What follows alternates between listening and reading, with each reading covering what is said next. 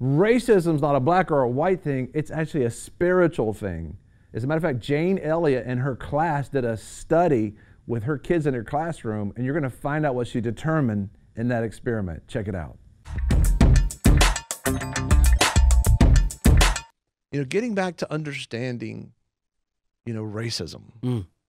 And racism is just not a black and white thing. Racism is a shade thing. It's a shade of heaven and hell. You know, the racism comes from the pits of hell. And I remember this teacher in the 1960s, 1967 or something of that nature. I can't remember her name. And if we had the segment, we'd play it, and we will in the future. But they had a whole bunch of white kids in a room, and she began to have this particular theory. And the theory was, she said she wanted to test this theory out to see, you know, what people would do, which proves it's a spirit, by the way. And what she began to say is that, you know, the people with blue eyes in the classroom, and I'm probably messing the experiment up, but this is the basic part of it. The people with blue eyes, Miss Elliott's probably her name, but the people with blue eyes, they don't know nothing. They're stupid, they're dumb, you know, nobody pays attention to them. But the people that have brown eyes, they're smart, they make the best grades, and everybody wants to be with them because there was a whole bunch of white kids in the classroom. And as a matter of fact, to be able to help us better identify who has the blue eyes, they're going to wear this scarf type thing. And so they put the scarf around the blue eye folks, you know, the kids. And these are young kids, maybe 8 years old or something.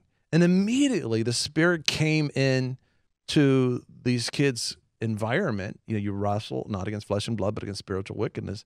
And these kids with the brown eyes begin to feel prideful. They begin to feel like, you know, we're smarter. We're part of the brown. And then all of a sudden, nobody wanted to hang out with these blue-eyed kids. And they go to the playgrounds. They would go to the playgrounds, and they begin to ridicule. I mean, these are just all normal white kids, you know, 8-year-olds or so. It's called Blue Eye, Brown Eye Experiment. Yeah. Jane Elliott in Iowa. Right. And so when she did that, and so all of a sudden, the shame that came upon these kids that had blue eyes, they started feeling shameful that I have blue eyes and I'm wearing this scarf that identifies me. And they started buying into the narrative, and she started interviewing the kids. You know, how do you feel about being blue eyes and not knowing much? And they're like, I feel terrible about it, and I've lost my friends, and I feel ashamed. And I mean, just that one moment of time.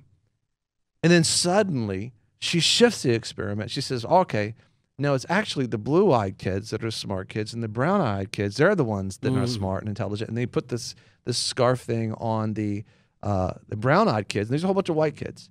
And so in that, the very same thing happened. The very kid that was prideful over the blue eye now was shamed that he was the brown-eyed kid, and that he began to fight and strike out at the blue eyes because of what they were saying about him or what he felt about them, which means this: racism is a spirit. It has nothing to do with skin color. I mean, you can, you know, if you are a person of color, you know, plain as day, that if you get into the community of color, people start talking about different shades of color. Yes, they say they do. things like light skin, dark skin, red bone, these different types of things. It's like, how about the human race? Why are we trying to identify ourselves by a race? That's right. And if you take that on, you're going to start thinking for some reason, based on our shades, that somebody, and this is what Abraham Lincoln's argument was when he began to, as a lawyer, I believe in Illinois, as a congressman or legislator up there, that if in fact, you know, you're based on your color, you say that you are of higher value and more intelligent than this color, well, what do you do if somebody whiter than you comes along? What if somebody with a different, you know what I'm saying? That was his argument. Right. Because this is stupid. It's just, it's racism. It comes straight from the pits of hell. And we're all created in the image and likeness of God. And the life is deeper than the skin. But if you can preach those narratives over those children and begin to tell them things like, you're less than, you're more than, you're smarter than them people. Oh, don't hang out with those blue-eyed folks. Oh man, those brown-eyed folks are the ones, they know so much more than us. You start believing that. Yeah. And you take on those spirits, and all of a sudden you're dividing folks. You're dividing people up.